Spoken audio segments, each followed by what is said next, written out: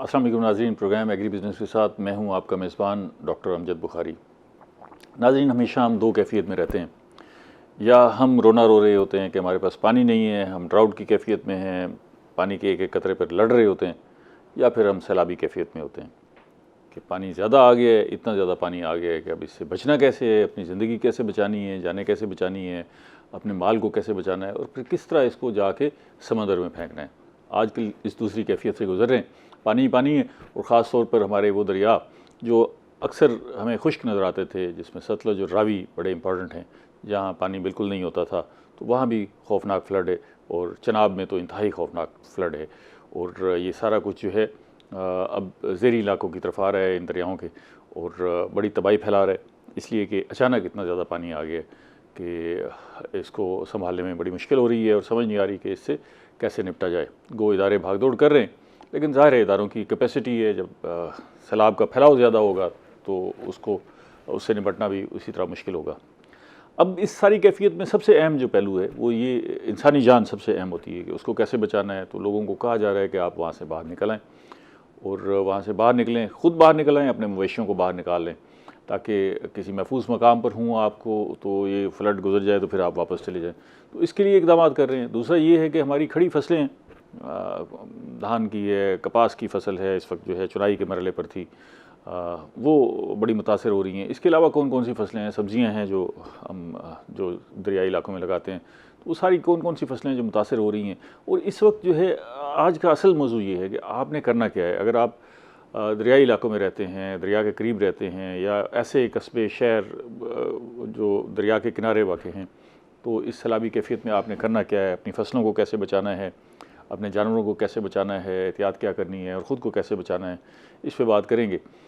मैं जो सबसे पहले आपको अपने मेहमानों का तारुफ़ करवा दूँ। मेरे साथ पहले मेहमान प्रोफेसर हैं, पढ़ाते हैं, रिसर्च करते हैं, सैलाब पर इनकी काफ़ी तहकीक है। डॉक्टर मुकर्रब साहब, आप ज़राई यूनिवर्सिटी मुल्तान से मुंसलिक हैं, उनसे बात करेंगे। दूसरे मेहमान जो है हमारे साथ रेस्क्यू 1112 से रिलेटेड हैं, इंचार्ज हैं मोहम्मद बिलाल साहब, उनसे भी बात करेंगे कि रेस्क्यू इस वक्त क्या कर रहे हैं। बहुत शुक्रिया आप दोनों मेहमानों का। ये जो अभी मैंने इब्तदाई बात की है, अब हम सैलाबी कैफियत से गुजर रहे हैं। कोई याद पड़ता है इस तरह का सैलाब जो है पहले आया हो, इस खौफनाकी से कि अचानक चनाब में भी फ्लड है, सतलुज में भी फ्लड है, और रावी में भी फ्लड है, और very high exceptionally high flood है। तो ये बात याद पड़ता है 92 1973 याद रखें। एग्जैक्टली सर, कि 1973 का जो फ्लड था वो बहुत ज़्यादा ड्रास्टिक था, और इसी तरह की कंडीशंस थी, और उसमें भी एक बड़ी गुमागो की सूरत हाल थी, और डेफिनेटली हमारे साउथ के बहुत ज़्यादा एरिया, और एक प्लान हो गया था कि किस तरफ एक साइड बचाते हैं तो दूसरी साइड जाती है, और देन जो है वो देखा कि हमने जो अलीपुर की साइड है वो सारी उससे अफेक्ट हुई, और देन रहीम यार खान डिस्ट्रिक्ट तक जो है। और 92 के फ्लड के अंदर भी इस तरह की सूरत हाल हुई, और जो हमारे ये तीनों दरिया हैं इनके अंदर सवीर फ्लड था, और अल्टीमेटली ये हुआ कि जो मुजफ्फरगढ़ और अलीपुर का एरिया वो बहुत ज़्यादा एक डेवास्टेशन वहाँ पे आई। और फिर सर अब देखते हैं कि 2010 का जो फ्लड था दरिया सिंध के अंदर, उसके अंदर हम देखा कि जी इतना ज़्यादा पानी, और जैसे कि नॉर्मली हमारे जो दरिया हैं वो इंडस्ट्री सिस्टम है, तो उसमें 140 मिलियन एकड़ फुट पानी जो है उसमें बहता है, और 2010 के फ्लड के अंदर वहाँ पे 251 मिलियन एकड़ फुट जो है ना पानी का वहाँ जब पैसेज हुआ, तो डेफिनेटली इतना पानी था, तो वो और उससे क्या हुआ, एक मैसिव डिस्ट्रक्शन हुई। और हम देख सकते हैं कि जिस तरह पहले एक तवील दास्तान है 47 से लेके अगर अब तक हम देखें तो जो जानी नुकसान की, माली नुकसान की, $बिलियन का किस्सा है, जो हम शायद इतनी इमदाद नहीं ली दुनिया से जितनी हमने सैलाबों में कमा लिया। तो मैं बिलाल साहब, इस वक्त जो सैलाबी कैफियत है, अभी तो हमारे इस खित्ते में आज कोट मोमिन तक पहुँच गया है, और उससे आगे अभी सफ़र है, 2-3 दिन में जो है सारे इलाके में सैलाबी कैफियत होगी। तो इस वक्त तरजीह किया है रेस्क्यू के इदारे और बाकी जो इदारे हैं कि इवैक्यूएशन तरजीह है, कर क्या रहे हैं आप वहाँ पर? जी, सबसे पहले तो आपको बहुत शुक्रिया। जैसे आपको पता है, जैसे फरमा रहे हैं, इस वक्त जो हमारे पास हमारे रिवर्स हैं मेन, जिसमें सतलुज है, रावी है और चनाब है, उस वक्त तीनों दरियाओं के अंदर एक एक्सेप्शनली हाई फ्लड है, और ये फिनोमिनन कई दहाइयों के बाद हमें फेस करना पड़ रहा है। जैसे आप फरमा रहे थे कि 2010 के फ्लड्स हैं, उससे पहले 93 के फ्लड्स थे, 73 के फ्लड्स थे, 1973 के 2004 जो 14 का फ्लड था वो एक बड़ा फ्लड था। तो अगर हम बात करें इन दरियाओं में, तो इस वक्त तुग़यानी की जो आलम है, वो पानी जो हमारी एक मतलब एक्सपेक्शनली हाई है, बहुत ज़्यादा पानी उसमें आ रहा है।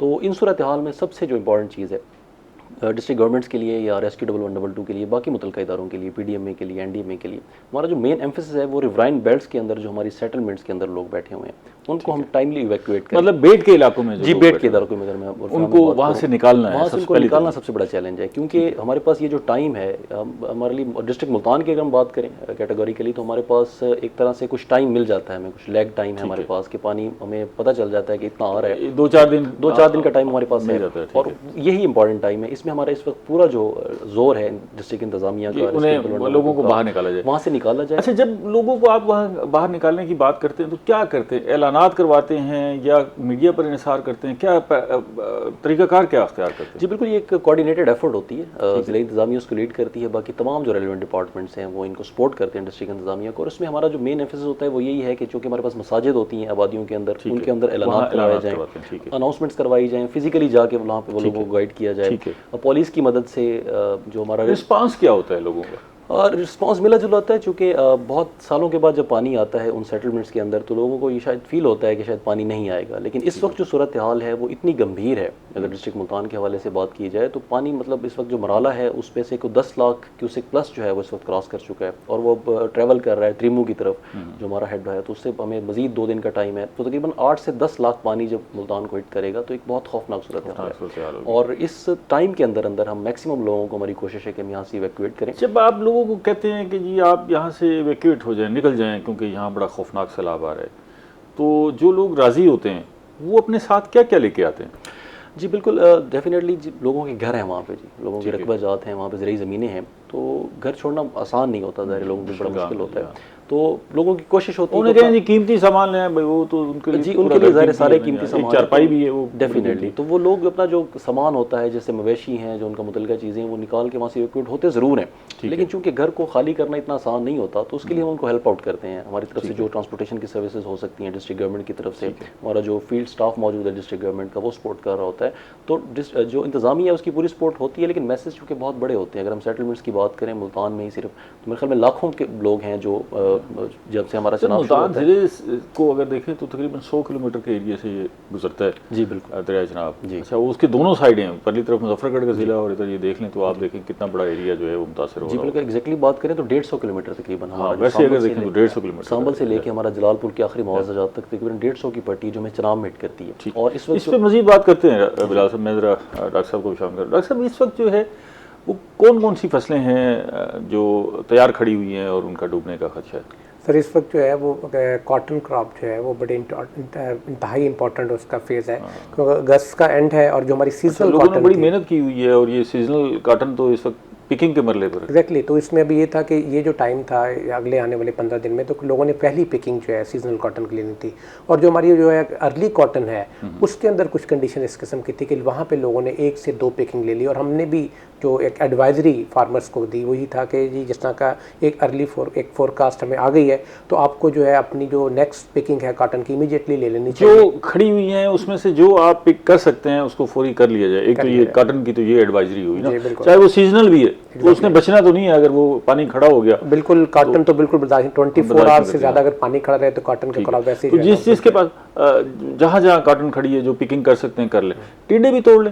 जी बिल्कुल, टिंडे भी तोड़े जाते हैं। इसमें ये होता है कि टिंडे जो उनके मैच्योर टिंडे हैं उनको तोड़ के लोग अपनी छतों पे रख सकते हैं, ऐसी जगह पे जहाँ पे जो है उनको ये है कि ऊंची जगह है, तो डेफिनेटली वो कुछ अरसे के बाद जो है वो खुद ब खुद जो है वो ड्राई होने के खुल जाते हैं, और डेफिनेटली जो है उनका कुछ कंपनसेट हो सकता है। ठीक है, इसके अलावा क्या फसल है जिसको? इसके अलावा चावल की फसल थी जो इन एरियाज़ में ख़ास तौर पे काश्त हुई है, और चावल में हमारे यहाँ जो है वो कुछ एरियाज़ के अंदर तकरीबन 1 माह पहले जो है चावल की जो है ना वो सोइंग कंप्लीट हुई है, और अभी भी कुछ 15 दिन पहले कंप्लीट हुई। तो डेफिनेटली ये है कि अगर इतना सवियर फ्लड इन इलाकों में, ख़ास तौर पे जो दरिया की पट्टी के इलाकों में जहाँ पे चावल, इस पर मज़ीद बात करते हैं। मैं एक ब्रेक ले लूँ कि बड़ा इंपॉर्टेंट टॉपिक है, करना क्या है। नाज़रीन हमारे साथ रहिएगा, आपके लिए बड़ी आगाही होगी, लेकिन एक छोटी सी ब्रेक के बाद।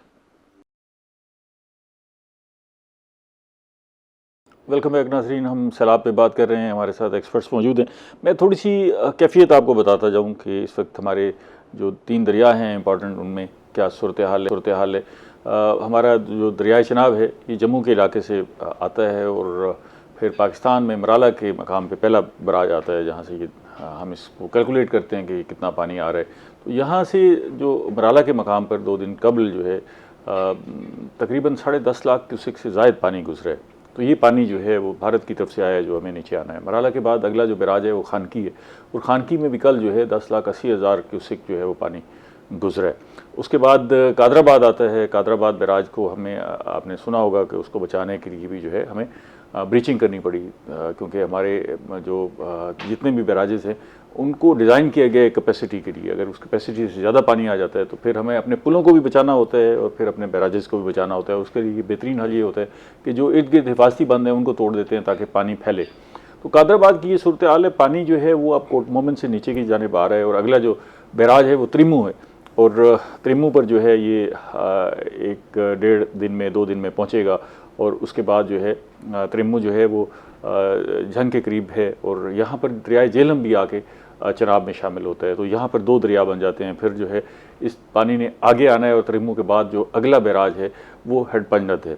अब इस हेड पंजनत तक पहुँचते हुए इसके दरमियान जो सारा इलाका है वो बड़ा इंपॉर्टेंट है, और ख़ास तौर पर त्रिमू से जब ये गुजरेगा, इस पीछे जितने भी इलाके से गुजर रहा है 10 लाख से ज़ायद का डेला बड़ी तबाही फैला रहा है। तो यहाँ आगे जब हम कबीरवाला के करीब जो है इसमें दरियाए रावी भी आके शामिल होता है। दरियाए रावी जो है वो भी भारत की तरफ से हमारे मुल्क में दाखिल होता है, और जसर पहला मकाम है जहाँ से हम इसकी गेज चेक करते हैं। वहाँ से तकरीबन 2.5 लाख क्यूसेक पानी पहुँचा है। ये क्यूसेक जो है वो बहाव का पैमाना है, कैपेसिटी जो है वो उसको हम बहाव से नाप रहे हैं, मैं आपको मिकदार नहीं बता रहा। तो ये वहाँ से जसर के मकाम पे जब ये गुजरा है तो फिर ये आगे जो हमने गेज लगाई हुई है शादरा के मकाम पे जो लाहौर के करीब है, वहाँ से अंदाज़ा होता है कि पानी कितना है। तो वहाँ पर 1.5 लाख क्यूसेक से ज़ायद हो गया है पानी, और अभी वहाँ से गुजर रहा है आगे ब्लौकी और सिदनाई पर जो है इसने गुजर के फिर आके कबीरवाला के करीब दरियाए जनाब में शामिल होना है। तो अगर ये वो जो 10 लाख क्यूसेक का रेला आ रहा है और ये रावी का पानी, अगर ये दोनों इकट्ठे शामिल होते हैं तो ये उसमें इजाफे का सबब बनेगा उस 10 लाख में। तो इसके साथ साथ अगर हम सतलुज को देखें तो सतलुज जो है वो भी भारत की तरफ से आता है, और गंडा सिंह जो है वो पहले गेज है जहाँ से हमें पता लगता है कि कितना पानी आया है। तो गंडा सिंह पर भी जो है वो तकरीबन 2,67,000 क्यूसेक जो है वो पानी का बहाव रहा है, और अभी भी वो सस्टेन कर रहा है, वहाँ पर पानी का बहाव ऐसे ही है। फिर आगे जो है वो सलमान की है और हेड इस्लाम है, ये 2 बैराज हैं जहाँ से हम जो है इसका अंदाज़ा लगाते हैं, और मेलसी साइफन पे भी हमें कुछ अंदाज़ा हो जाता है कि क्या सूरत हाल है। तो ये सारे जो है वहाँ पर भी जो है एक तकरीबन 2 लाख क्यूसेक का रेला जो है वो आएगा, और वो भी दरियाए चनाब में शामिल होना है, और फिर पंजनत के बाद इसे सिंध में शामिल होना है। तो इसलिए सिंध के इलाकों में भी जो है वो एक बड़े सैलाब का ख़तरा है, क्योंकि ये 10-12 लाख क्यूसेक जब इकट्ठा होगा तो गुद्दू, कोटरी, सखर और कोटरी बैराज, तीनों बैराजों पर जो है एक हैवी इंतहाई ऊँचे दर्जे के सैलाब का जो है वो खदशा है। अब इस सारे इलाके में अगर हम देखें कि गुजरात, फिर आगे आ जाएँ हाफसाबाद, पिंडी भटियाँ, और फिर जो है आगे चनियोट, और फिर उसके बाद जो है ये झंग का इलाका है, फैसलाबाद, झंग, और फिर अगर आप उससे आगे आएँ तो 18 हज़ारी, और फिर रंगपुर, और फिर मुल्तान के बाद फिर जलालपुर पीरवाला, ऐमनवाला, और ये सारा इलाका जो है मुतासर होगा। ये इस साइड की बात कर रहा हूँ, परली साइड पे जो है मुजफ्फरगढ़ का पूरा इलाका जो है वो मुतासर होगा। यही सूरत हाल रावी पर है, रावी पर भी जो है वो सारे इलाके को मुतासर करता है। सतलुज की बहावलनगर, हासिलपुर, बहावलपुर और चिश्तियाँ, और ये सारा इलाका जो है वो इस फ्लड से मुतासर हो रहा है। और ये हुआ ये है कि पिछले काफ़ी अर्से से फ्लड नहीं आए, तो हमारे जो लोग हैं उन्होंने जाके दरियाओं के जो बेल्ट हैं उनको बसा लिए हैं। ख़ास तौर पे सतलुज की जो सूरत हाल देखें तो सतलुज के अंदर लोगों ने फार्म हाउस बना लिए हैं, वहाँ पर रकबे आबाद कर लिए हैं, वहाँ पर काश्तकारी हो रही है। तो उन्हें तसव्वुर नहीं था वहाँ पर अगर 10-20 हज़ार क्यूसेक पानी भी आ जाए तो उसको फ्लड तसव्वुर करते हैं। अगर अब उसमें 2.5 लाख क्यूसेक पानी आ रहा है तो क्या सूरत हाल होगी। इसी तरह रावी की सूरत हाल है, और चनाब में भी पानी नहीं आता तो नहीं आता, और आ रहा है तो अब 10 लाख क्यूसेक से ज़ायद का रेला आ रहा है। ये जो कैफियत है डॉक्टर साहब जो मैंने ऐसे मुख्तसर सी बताई। अब हम आपसे जिक्र कर रहे थे कि फसलों की, कि अब जो वहाँ पर मौजूद हैं फसलें उसमें से हमने कपास का भी जिक्र कर लिया और धान का भी जिक्र किया। इसके अलावा क्या हैं जो कुछ सब्जियां हैं या क्या फसलें हैं जो वहाँ पर हो? जी, इसके अलावा सर इसके अलावा गन्ने की फसल जो है काफ़ी सारे इस एरिया के अंदर आपको नजर आएगी। गन्ना तबाह होता है पानी की वजह जी से? बिल्कुल, बच जाता है? गन्ना बच जाता है सर। अगर आप देखें ना 1973 का सैलाब की अगर मैं बात करूं तो उसमें भी आप देखेंगे साउथ में बड़ी मास डिस्ट्रक्शन हुई थी क्रॉप, लेकिन अगर आखिरी क्रॉप जिसने फार्मर को कुछ उसको रिलीफ किया था वो शुगर केन था। कि जब अगर इसमें सर पानी अगर कुछ अर्से के बाद उतर जाता है तो गन्ने की क्रॉप को आपको न्यूट्रिशन बेहतर करते हुए, इसकी मैनेजमेंट बेहतर करते हुए आप कुछ ना कुछ इसको सस्टेन कर सकते हैं, इनकम आ सकती है। लेकिन जो बाकी क्रॉप्स हैं, खासतौर पर हमारी वेजिटेबल्स हैं या हमारे फॉडर्स हैं, तो उनको जिस तरह का मैसिव फ्लड आ रहा है और जिस तरह के पानी के जिन एरियाज़ के अंदर, तो वहाँ पे तो बहुत कम चांसेस हैं, बल्कि कोई चांस नहीं है कि क्रॉप्स बच सकें। तो डेफिनेटली फार्मर को अगली क्रॉप ये जो देखिए ना, बहुत सारे लोग हैं बिलाल साहब, ऐसे बहुत सारे लोग अभी इंतजार होप लगा के बैठे होंगे कि शायद पानी ना आए था। ऐसे ही होगा ना, उनको तवक्को होगी कि यार हम तो हमेशा से सुनते आए हैं कि जी बस सैलाब आ रहा है, हमने हमेशा से सैलाब से निपटा है। जी बिल्कुल, तो उनको कैसे यकीन दिलाया जाए कि भाई ये वो सैलाब नहीं है जो हर साल आप समझते हैं कि जी आता है, क्या होता है जी, ये खौफनाक सैलाब है, इससे निपटने के लिए ज़रूरी है कि कुछ ना कुछ किया जाए। कैसे यकीन? जी बिल्कुल, आपके तवज्जुह से ये बड़ी समझने वाली बात है, क्योंकि हर साल हम अलर्ट्स जारी कर रहे होते हैं और एक्सपेक्ट कर रहे होते हैं कि कुछ ना कुछ पानी आएगा दरियाओं में। तो चूँकि जैसे लो लाइंग एरियाज़ हैं, सेटलमेंट जैसे कि आप बात कर रहे थे, तो उनको इवैक्यूएट करने की तमाम जो डिस्ट्रिक्ट्स होते हैं मुतलका, वो कोशिश कर रहे होते हैं कि जो बिल्कुल पेट के अंदर बैठे हैं, करीब बैठे हैं दरिया, वो इवैक्यूएट हों। वो अलर्ट हर साल जारी होता है। तो ये जो अलर्ट वो उसी तरह ले रहे हो, नॉर्मल अलर्ट नहीं है ये वाला इस वक्त। अच्छा, ये उनको समझने की ज़रूरत है कि पानी आ नहीं रहा, पानी आ गया जी एग्जैक्ट, मतलब ये नहीं है भारत ने पानी छोड़ देना है और मसला पैदा होना है, बल्कि भारत ने पानी छोड़ दिया है और पाकिस्तान के इलाके में दाखिल हो चुका है पानी, 2-3 बैराजों पर पहुंच गया। जी बिल्कुल, जैसे आप फरमा रहे थे, बहुत सारे आपने बैराजेस का नाम लिया, तो जितना पानी इस वक्त अकमुलेट हो चुका है रिवर्स के अंदर, वो उन्हीं बैराजेस से क्रॉस करके उसी चैनल के अंदर आ रहा है। तो ऐसा नहीं कि वहाँ से कोई डिस्पर्स हो जाएगा या निकल जाएगा और पानी यहाँ हमारे एरिया में कम पहुँचेगा। तो जितने लाख क्यूसेक यहाँ पे पानी हमारी तरफ अप्रोच कर रहा है, जो आ रहा है, वो सारे का सारा ही हमें अकमुलेट होगा, यहाँ पे पहुँचेगा। और डिस्ट्रिक्ट मुल्तान की जैसे आप बात कर रहे थे, तो ये पूरा एक संगम बन जाता है 3 दरियाओं का।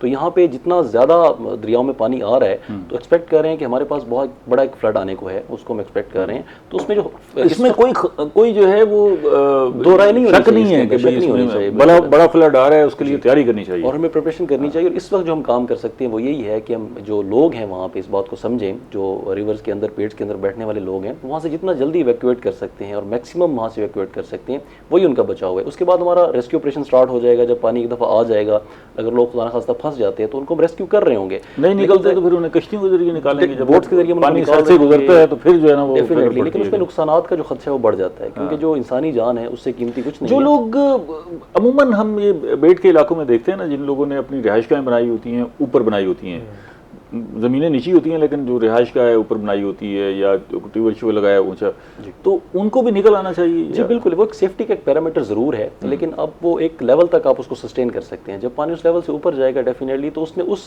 सतह को भी अबूर करना है, उससे भी ऊपर जाना है। तो इसलिए इस चीज़ को समझने की ज़रूरत है कि वो जगह भी आपको इवैक्यूएट करना पड़ेंगी। अभी तो रास्ते जो है इंटैक्ट हैं, लेकिन एक दफ़ा जब सारी जगहों पे पानी आ जाएगा तो बड़ा मुश्किल, उस जगह पे बैठे भी रहेंगे और वो फिर ऐसा नहीं। अच्छा, कुछ लोग ऐसा भी करते हैं कि जी वहाँ से 10 लोग हैं तो फिर 8 निकल आए, 2 को वहीं छोड़ आते हैं कि भाई आपने निगरानी करनी है। इस चीज़ को समझने की ज़रूरत है कि एक दफ़ा पानी जब आ जाएगा तो वो ऐसा नहीं कि एक दिन में उतर जाएगा या 2 दिन में उतर जाएगा, वो टाइम लेगा उसको ड्राई होने में। फिर उसको रस्तों को खुश्क होते हुए, हमारे पास इतना फूड नहीं होता, हमारे वहाँ पे मवेशी अगर मौजूद है, इनके लिए चारा मौजूद नहीं है, तो बड़ी 4-5 दिन 6 दिन तो पानी का बहाव रहता है, एग्जैक्टली। और उसके बाद उसकी सेटलमेंट है, वहाँ पे उसने खड़ा होना है, तो वहाँ पे जो रिलीफ एक्टिविटीज़ हैं वो फिर महीनों तक चलती रहती हैं।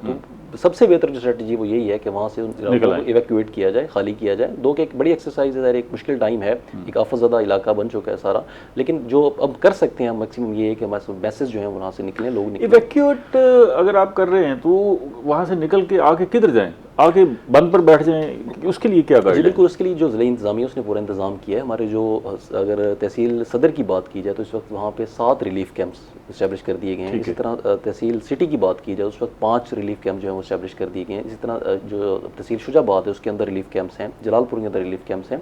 तो अब जो अवामुन्नास उससे ये इल्तमास है कि अपने जो माल है, अपने जो असबाब है, उसके साथ उन रिलीफ कैंप्स का रुख करें।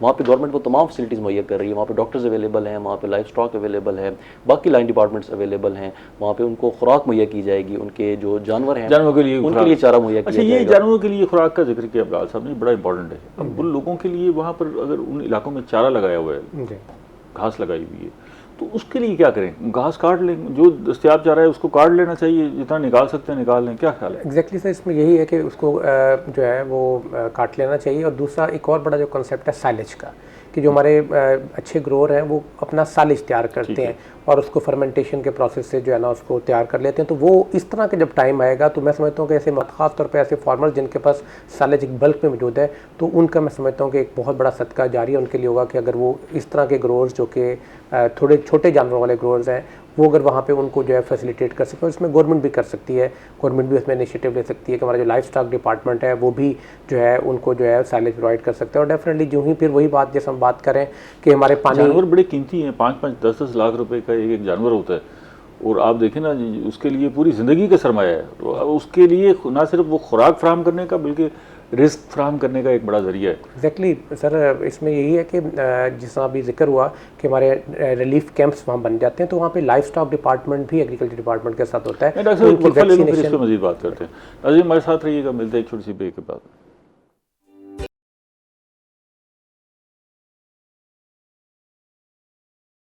वेलकम बैक नाजरीन, हम बात कर रहे हैं हैवी फ्लड की, जो इस वक्त सैलाबी कैफियत है। इस सारी सूरत हाल में आपने कैसे बचना है, अपने जानवरों को कैसे बचाना है, और अपनी फसलों को, जो फसलें मौजूद हैं उससे जो मैक्सिमम आप फ़ायदा उठा सकते हैं, कैसे उठाना है। डॉक्टर साहब आप बता रहे थे कि चारा जात, एक तो साइलेज हो गया, जिन लोगों ने साइलेज नहीं बनाया हुआ, नहीं है दस्तियाब, तो जिनके पास मौजूद है वो हेल्प आउट करें इस वक्त लोगों की, ना उनकी मदद करें।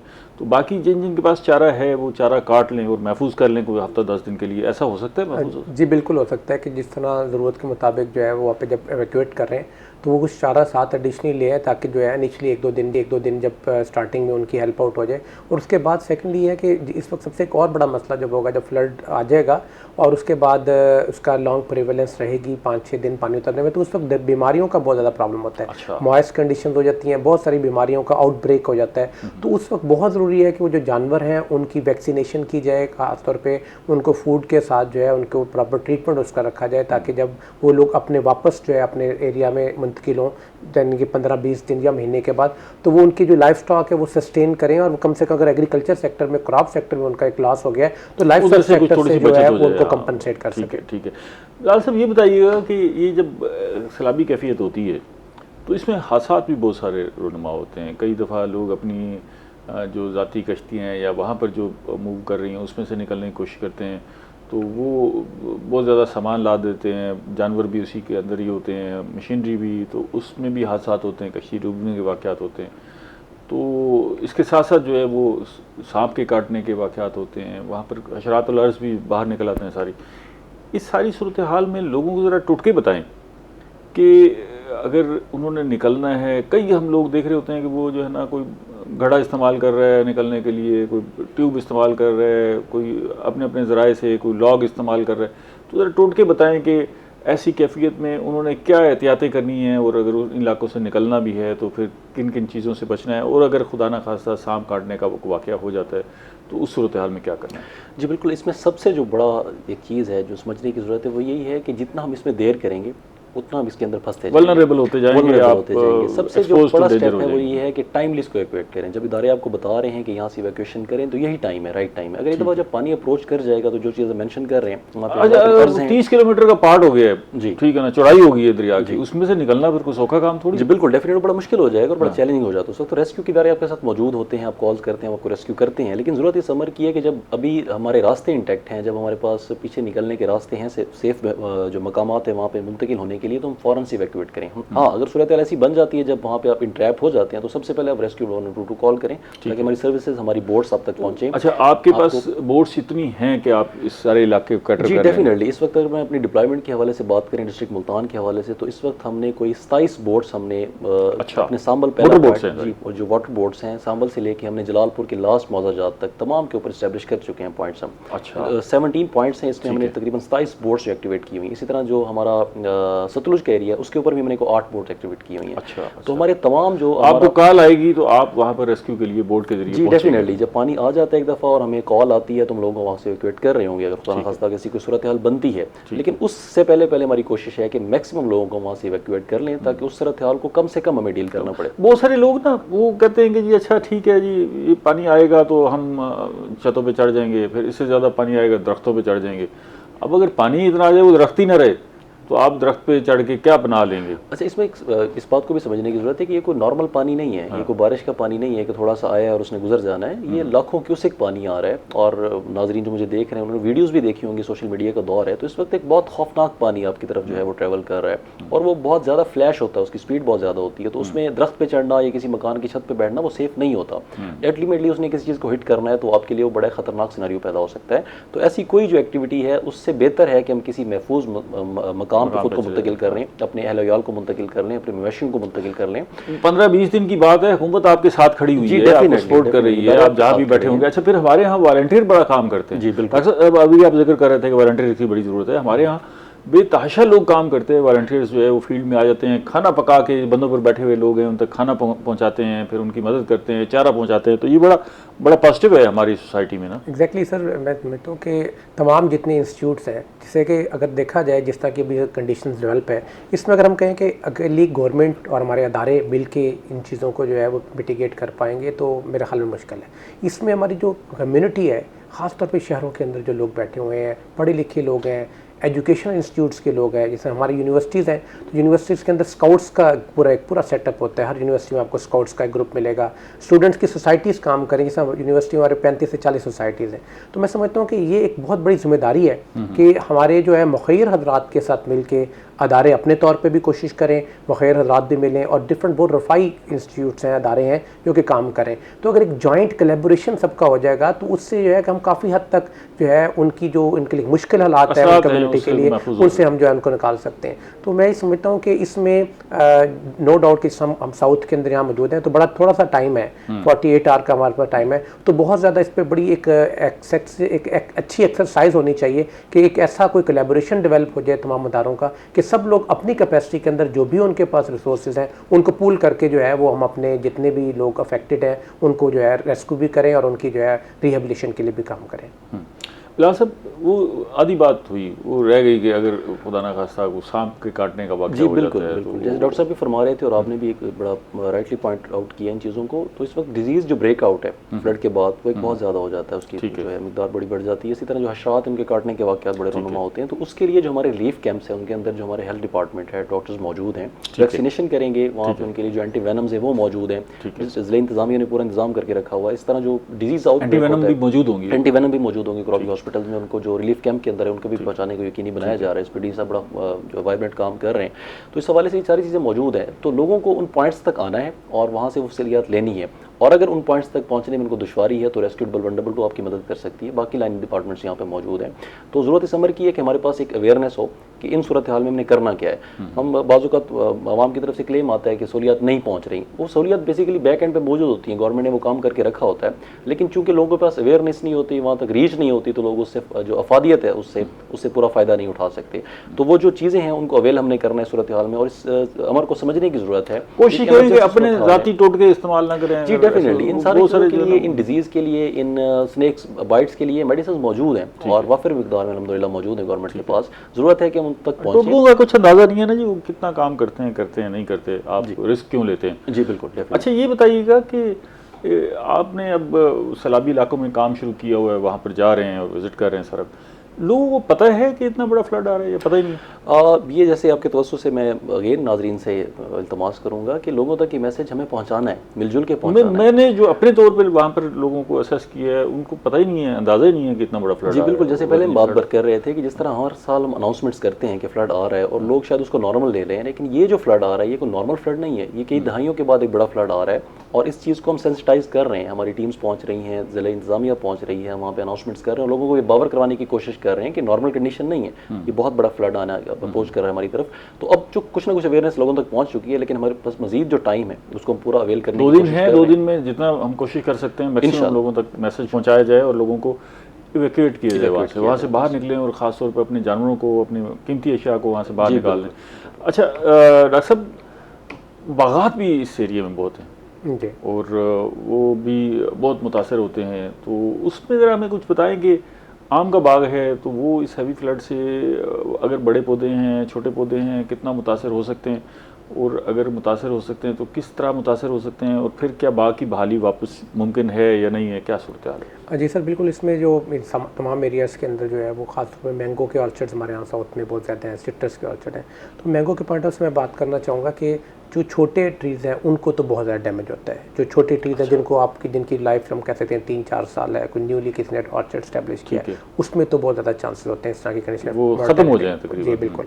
लेकिन जो हमारे ट्रेडिशनल ऑर्चर्ड हैं, पुराने ऑर्चर्ड हैं जिनकी हाइटेड हैं, तो वहाँ पे जो है डेफिनेटली अफेक्ट होंगे। वो उनमें जो है वो कुछ उनमें जो है उनकी ब्रांचेस ड्राई होंगी, और उसमें यह है कि जो ही पानी उतरता है तो एक बहुत बड़ा इंपॉर्टेंट जो है ना सबका खास तौर पे एक रोल है कि एग्रीकल्चर डिपार्टमेंट, यूनिवर्सिटीज़ और जितने हमारे प्राइवेट अदारे हैं पेस्टिसाइड और देन, तो हम सबको एक जॉइंट एफर्ट उसमें करनी चाहिए उनकी रिहेबिलिटेशन के अंदर। तो जैसे उसमें मैं इस पर ज़रा दोबारा आपसे बात करूँगा, एक वक्फा ले लूँ। नाज़रीन हमारे साथ रहिएगा, मिलते हैं एक छोटी सी ब्रेक के बाद।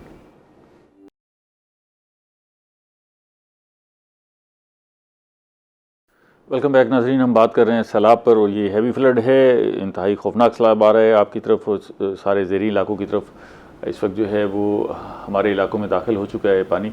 तो इससे कैसे बचना है, अपने आप को कैसे महफूज रखना है, अपने जानवरों को कैसे महफूज रखना है, और फसलें जो है वो उनको किस तरह बचाना है, बागात को कैसे बचाना है, इस पर बात हो रही है। डॉक्टर साहब आप बता रहे थे कि बागात के हवाले से जो है वो छोटे पौधे जो है आम के ख़ास तौर पे वो मुतासर हो जाएंगे और उनके बचने का कम इम्कान होता है, बड़े पौधे बच जाते हैं। जी, बड़े पौधे जिस तरह इसमें है कि पानी जब उतरता है तो उसके बाद जो है हमें बड़ी एक कोलैबोरेटिव एफर्ट की ज़रूरत है हमारे मैनेजमेंट के लिहाज से, कि हम जो है उनमें उनकी प्रूनिंग करें और देन उनकी जो है न्यूट्रिशनल मैनेजमेंट को बड़ा अच्छा करें, और सेकेंडली ये है कि हम जो है उनके जो तने हैं उन पे बॉर्डर स्पेस का इस्तेमाल करें। उसकी देखभाल करनी पड़ेगी। जी बिल्कुल, बचाना है तो बिल्कुल। और ये इसमें काफ़ी हद तक जो है वो जिस तरह क्रॉप्स के लिहाज से जो ऑर्चर्ड है उनमें आप ज़्यादा अच्छी रिकवरी भी कर सकते हैं, और वो definitely with the passage of time कुछ एफर्ट है वो आपके जो है वो नेक्स्ट सीजन में आपको जो है वो सपोर्ट करते हैं। अच्छा बिलाल साहब, ये बताइएगा कि अब हमने देखा कि दरियाओं के अंदर सड़कें पुल शुल बहुत बन गए, तो लोगों ने अंदर फार्म हाउसेस बना लिए हैं और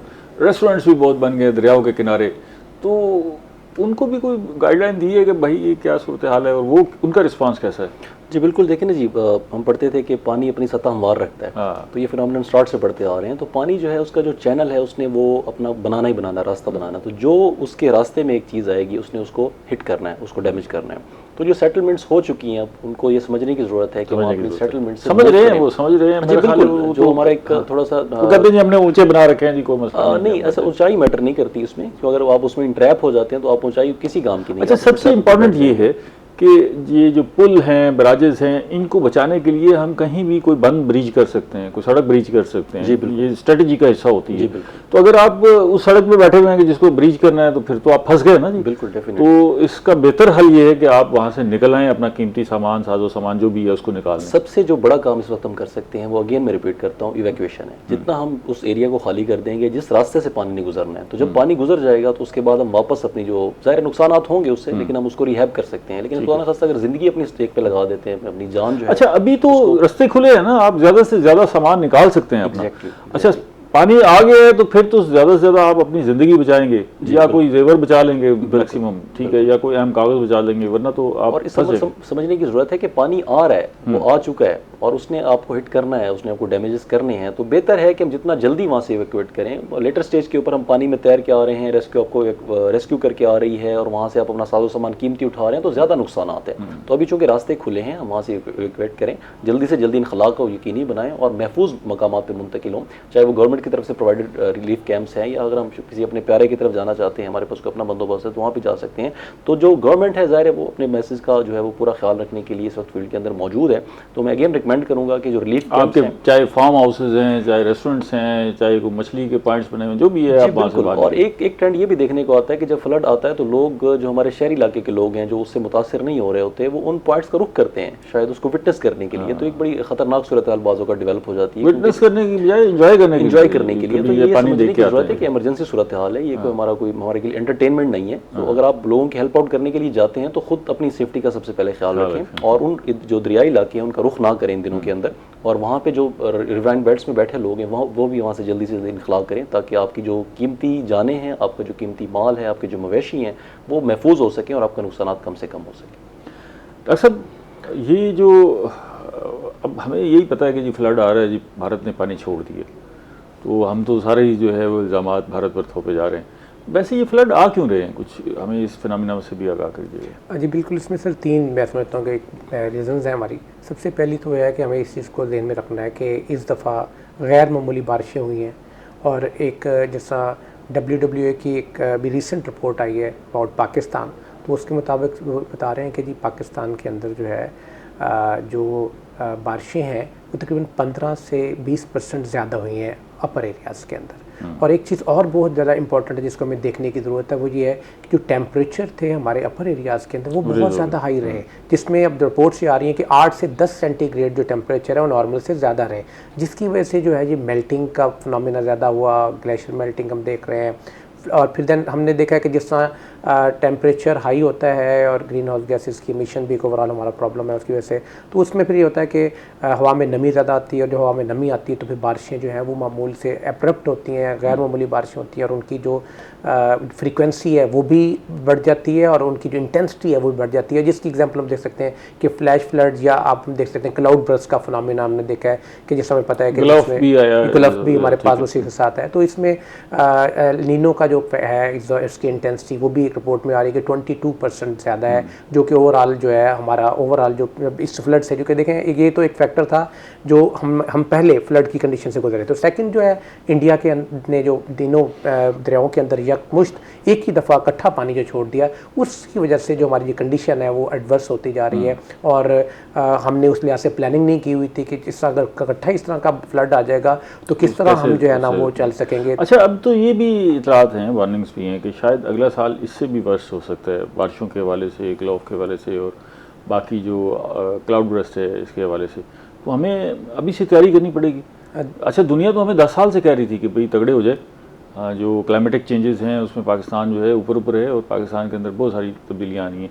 ऐसा भी हो सकता है कि पाकिस्तान की जो हैयत है उसमें कोई तब्दीली आ जाए, ये जो इलाकों की हैयत है, मिसाल के तौर पर जो ग्लेशियर्स हैं अगर वो पिघलना शुरू हो जाते हैं तो वहाँ मंजर बदल जाएगा, कुछ इलाकों के मौसम बदल जाएंगे, कुछ शहरों के मौसम बदल जाएंगे, तो ये सारा कुछ मुमकिन है। जी बिल्कुल, इसमें डेफिनेटली जिस तरह का फोरकास्ट है अगले साल की भी फोरकास्ट इस तरह की ही है कि हमें अभी से प्लान करना है कि हम जो है अर्बन एरियाज़ के अंदर फोकस करें, ख़ास तौर पे हमारे पास टाइम है। जैसे हम देखते हैं कि अर्बन फ्लडिंग का एक बड़ा फिनोमेना, ड्रेनेज का सिस्टम हमें बहुत ज़्यादा अपग्रेड करने की ज़रूरत है। हमने जो तैयारियाँ की वो तैयारियाँ इतनी थी कि हमें तो दुनिया कह रही थी, तो आज भी मुझे नहीं पता कि अगर मैं जिस शहर में बैठा हूँ अगर क्लाउड बर्स्ट हो जाए तो मैंने करना क्या है।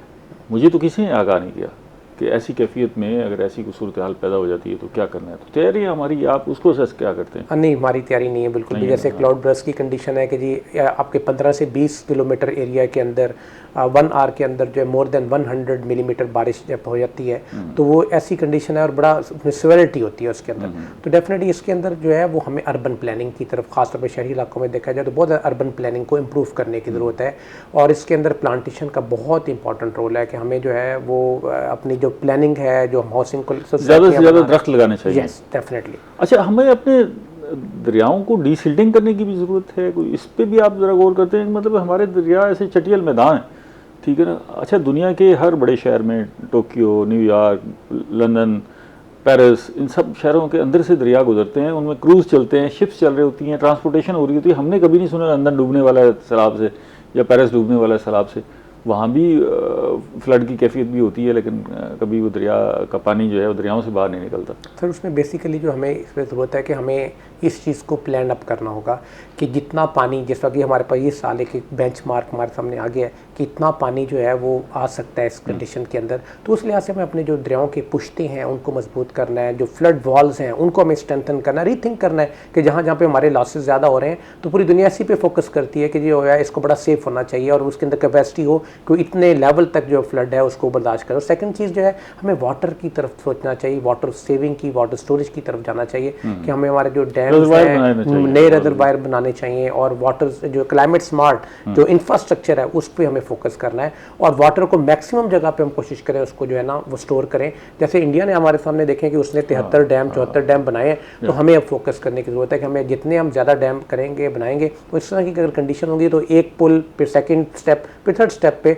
हम वाटर को अगर स्टोर करेंगे तो जो एक पैथेटिक थी है कि जो हमें पता है कि फ्लैश फ्लड आता है और सब चीज़ों को बहा लेता है, तो उससे हम जो है काफ़ी हद तक बच सकते हैं। कोई मस्बत पहलू भी है ये जो सैलाब की कैफियत है, पानी इतना आया है, इसके कोई पॉजिटिव पॉइंट्स भी हैं? जी बिल्कुल, इसके पॉजिटिव पॉइंट भी हैं कि इसमें सबसे इंपॉर्टेंट चीज़ ये है कि जब ये पानी आता है बारिशों का और फ्लड का खास तौर पे, तो इसके साथ सिल्ट आती है, भल आती है, तो उससे सॉइल का टेक्सचर बेहतर हो जाता है। दूसरे अल्फाज में आप कह सकते हैं कि ज़मीन की ज़रखेज़ी, कह रहे थे कि ये ज़मीन की ज़रखेज़ी बिल्कुल ख़त्म हो गई है, हमारी ज़मीनें जो है वो बेकार हो गई हैं काश्त के लिए। एक तो ये पॉजिटिव। जी बिल्कुल, उसमें सिल्ट जो है बढ़ेगी ना तो उससे नई मिट्टी आ जाएगी, और दूसरा जो बेनिफिट इसका जो होता है वो ये होता है कि हमारा अंडरग्राउंड वाटर वाटर जो है वो रिचार्ज हो जाता है। जब हम देखते हैं कि जी हम बहुत ज़्यादा ओवर पंपिंग कर रहे हैं वाटर की और डे बाय डे हमारा वाटर टेबल जो है डिक्रीज होता जा रहा है, तो जब इस तरह के फ्लड का फिनोमेना आता है तो जैसा ये वाकई ही हम लोग देख रहे हैं। अभी आपको याद होगा कि हम पहले भी डिस्कस कर रहे थे कि सोलर ट्यूबवेल का कॉन्सेप्ट के लोग बहुत तेज़ी से जो है ना सोलर ट्यूबवेल के थ्रू रिचार्ज कर रहे हैं। डेफिनेटली जब ये फ्लड की कंडीशन होगी तो ग्राउंड वाटर रिचार्ज होगा और इन फ्यूचर के अंदर फार्मर्स के लिए गुड न्यूज़ भी है कि वो उनकी वाटर की क्वालिटी अंडरग्राउंड की बेहतर होगी और उनको थोड़े डेप्थ पे पानी भी अवेलेबल होगा। ठीक है, आपका शुक्रिया बिलाल साहब, डॉक्टर साहब बहुत शुक्रिया। नाज़रीन, हमने बात की है सैलाब की। इस सैलाब की कैफियत में आपके लिए बहुत सारे ख़तरात हैं क्योंकि बहुत हैवी फ्लड है। कोशिश करें जितना जल्दी आप अगर मुतासरा इलाकों में बसते हैं तो वहाँ से बाहर निकल आएँ, अपने मवेशी अपना माल असबाब जो है उसको बाहर ले आएँ ताकि आप महफूज हों। और अगर आप किसी कैंप में होंगे या कहीं भी आपने पनाह ली होगी तो ना सिर्फ हुकूमत आपकी मदद करेगी बल्कि मकामी लोग भी जो है आपकी मदद में शामिल हाल होंगे। इसलिए आप अपने आप को हालात के रहम करम पर ना छोड़ें, कोशिश करें जितना जल्दी मुमकिन हो सकता है आप उन इलाकों से बाहर निकल आएँ। अगले प्रोग्राम तक इजाज़त दीजिए। अल्लाह ने के बाद।